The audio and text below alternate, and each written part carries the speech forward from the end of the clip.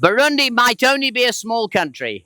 Burundi bushobora kuba ari igihugu gito. Small compared to America. Gito ugereranyije na Amerika. Or China. Canke Ubushinwa. Or Russia. Canke Uburusiya. But I want to tell you something. Mugagira babwira ikintu kimwe. God could start something here that changes the world. Imana ishobora gutanguza ikintu kimwe ngaki ishobora guhindura isi yose. How amazing would that be? Ivyo birashobora kuba ari ibintu bitangaje cyane. God is doing something. Imana iriko irakora ikintu gihambaye. And I'm really looking forward to what might happen in the next few days here in Burundi. Araryoherewe cyane ku bintu bizoba mu misi iza aha mu Burundi. So I need to say this right in Chibitoke. Yeah, Chibitoke. Bizotangurira mu Chibitoke. Chibitoke. And in Bujumbura. Ama mu nyuma bisozerera i Bujumbura. We pray there'll be many thousands of people gathering. Bariko barasenga kugira abantu benshi bazoze twifatanye nabo. And their hearts and their minds will be open. Hama umutima wiwe n'umutima wabo bizoba vyuguruye. And they will sense the great passion that God has for his mission. Hama tuzorekura twese urukundo Imana idufitiye hama tuburekurire ku gikorwa cyayo. Twarateguye igikorane twataziriye Joining Jesus 2025 kandi cyageze abakozi b'Imana bamaze gushika mu gihugu cyacu. Nivyo gushimira Imana cyane gose. Muri ministere yacu ya The Rooftop Ministry Imana yatoranyije Uburundi nibikorwa bizobera mu bihugu ijana. Ariko si hose bazogenda batanguriye Burundi novuga yuko ari ijambo rikuru kandi n'umunezero. Ndashimira Imana cyane kubera Imana yiyumvira cyane ku Burundi. Tuzotangurira itariki 4 i Buganda, itariki 5 izoba ku kibuga cy'umupira mu Kinama kuri zone Kinama. Imana ibahezagire cyane. Hello bakunzi ba Gatech TV, uyu ni Mr Vibe. Bakunzi ba Gatech. Je narababwiye uko ataho ntazobashikana. Aha mubona ni ku kibuga c'indege kuri aéroport do Bujumbura citiriwe Mercure Ndadaye. Twari turamutse twuhishikira tugiye kwakira abakozi b'Imana. Muri introduction mwamaze kuvyumva yuko bazaniye inkuru nziza, igihugu ciza c'u Burundi, igihugu c'amata n'ubuki, igihugu mubona yuko turiko turatera tuje imbere. Ubwo rero iyo twakiriye abakozi b'Imana nk'aba uba ari umunezero udasanzwe. Ngwino mwumve amajambo ariko aravugwa atandukanye ku gihugu cacu, ndetse hari n'ibigiye gukorerwa muri kino gihugu cacu muri bimwe bita igikorane. Kazi Yesu nashimwe cyane. Ntanguye gushimira Imana mu izina rya Yesu Kristo kuri uyu mugoroba mwiza Imana yateguye tutarabaho. Twarateguye igikorane twataziriye Joining Jesus 2025 kandi cyageze abakozi b'Imana bamaze gushika mu gihugu cyacu. Nivyo gushimira Imana cyane gose. Dufise Dennis Peters niwe murongozi wacu mukuru wa The Rooftop Ministry, tukadufise na Steve turi kumwe ngaha. Yesu nashimwe cyane. Hama tufise abakozi b'Imana, hariyo Bishop John, hariyo Apostle Simon, hariyo Bishop Franco, hariyo Pastor Stanley, n'abandi bapastori bari ngaha n'abadamu babo. Turabashimiye cyane ko mwaje. Ni gikorane kizoba ari gikorane kinini cyane kugira ngo tubwire abantu ubutumwa bwiza wa Kristo Yesu, abantu bakizwe n'abasubiye inyuma dushobore kandi kubazana kwa Kristo Yesu. Muri ministere yacu ya The Rooftop Ministry Imana yatoranyije Uburundi nibikorwa bizobera mu bihugu ijana. Ariko si hose bazogenda batanguriye Burundi novuga yuko ari ijambo rikuru kandi n'umunezero. Ndashimira Imana cyane kubera Imana yiyumvira cyane ku Burundi. Kuri ivyo Imana ibahezagire mwese kandi turabahaye ikaze cyane. Tuzotangurira itariki 4 i Buganda, itariki 5 izoba ku kibuga cy'umupira mu Kinama kuri zone Kinama. Imana ibahezagire cyane. Murakoze. Good evening everyone. It's great to be here in Burundi. Arabaramutsa kandi aranezerewe cyane kubona yashyize hano i Burundi. I've been in your wonderful country before, and I always love to come back here to be with you. Aramaze kuza hano kenshi kandi wamara umunezero kuba ari ngaha. The people are so welcoming and so friendly, so God bless you all. Thank you for having us back here in Burundi. Bakira neza kandi Imana ihabwe icubahiro ku Burundi. I've had to leave my family behind to come here. Yari kumwe n'umuryango wiwe imbere yuko aza ngaha. I have one wife Arafise umugore and umwe 3 children n'abana batatu and 4 grandchildren. n'abuzukuru bane. So it's always hard to leave. It's always hard to leave. Ni ibintu bigoye cyane.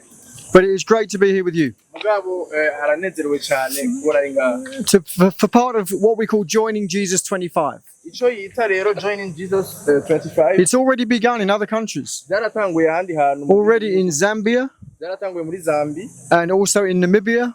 Byaratanguye muri Namibia. And in the next few weeks, it'll be happening all over Africa and all over Asia. Mu isi iza bikazosha biba mu bindi bihugu byose byo muri Afrika. Nearby in Rwanda and in the Congo, No mu Rwanda no muri Congo ababanyi. in Kenya, Uganda, Kenya, Uganda. and then across into Bangladesh and into Pakistan, all over. No muri Asia, muri Bangladesh no muri Pakistan hose bizoba. God is doing something.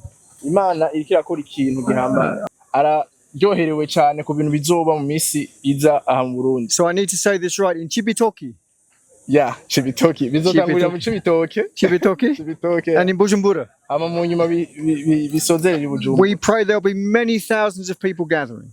Bariko barasenga kugira abantu benshi bazoze twifatanye nabo. And their hearts and their minds will be open. Hama umutima wiwe n'umutima wabo bizoba vyuguruye. And they will sense the great passion that God has for his mission. Hama tuzorekura twese urukundo Imana idufitiye, hama tuburekurire ku gikorwa cayo. The Bible tells us Bibiliya iratubwira God so loved the world.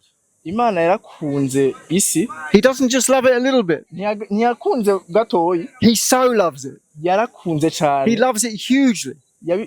Yagize urukundo runini cyane So much that he sent his one and only son. gushika yaho arungika umwana wiwe w'ikinege. And that's his mission and that's his passion. Niyo rero mission, nico gikorwa dufise. And we've come here. We've come here Bari ngaha as your servants. hamwe na mwebwe. We believe that God is doing great things in Burundi. Turizera neza yuko Yesu ariko arakora ikintu gikomeye cyane ngaha. Brother Nestor. Apostle Nestor. Apostle Nestor, absolutely. Apostle Nestor is a great friend. N'umugenzi wiwe cyane. And I see God working through him in such powerful ways. Yarabibonye yuko Imana imukoreramwo ibitangaje cyane. And I look at other bishops and pastors here. N'abandi bungere ngaha bari ngaha. And I want to look into your eyes Ariko arabaraba mu maso. and say, brothers, God is working through you in great ways too. Ababwira yuko Imana iriko irakorera ibintu bikomeye cyane muri mwebwe. It's time for an awakening. Uno n'umwanya rero w'ikanguro. And we pray. Turasenga And we have many people around the world praying kandi hariyo n'abandi bantu ku isi yose bariko baradusengera that in these few days, kugira muri ino minsi iza something could be ignited in Burundi. ikintu ciza gikomeye cyane kizoboneke kizogaragare. That a flame might be lit. Hari umuriro urashobora kuzokwaka. That the Holy Spirit of God will blow across the flame. Hama impemu yera azosha kwiragiza uwo muriro And it will spread. kandi vyose bizosha bikwiragira And spread and spread and spread. bikwiragira As people come to know who Jesus is. gushika yaho abantu bazomenya Yesu Kristo Who surrender their lives to him. Twarihebeye imitima yacu kuri we. But then join him in his mission. Mu gushikira Yesu, mu gushika kuri mission yiwe. Disciples who make disciples who make disciples. Abigishwa bagira abigishwa bakongera bakagira abandi abigishwa. So thank you so much for your welcome. Murakoze cyane kubona mwatwakira. And remember, azokwama vyibuka. one Jesus. Muzokome mwibuka Yesu umwe. One mission. Igikorwa kimwe. One church. Ishengero. God bless you. Thank you so much. Mani ba hezagire cyane. God bless you, everybody. Mani ba hezagire mwe. Very nice to see you all this evening. Nezerewe cyane kubona Why don't you smile for me? muratwenga. Yeah, smile. Yeah, good. Smile. Come on. You can do it. Members of the press, people In Christian leadership, smile, you can do that.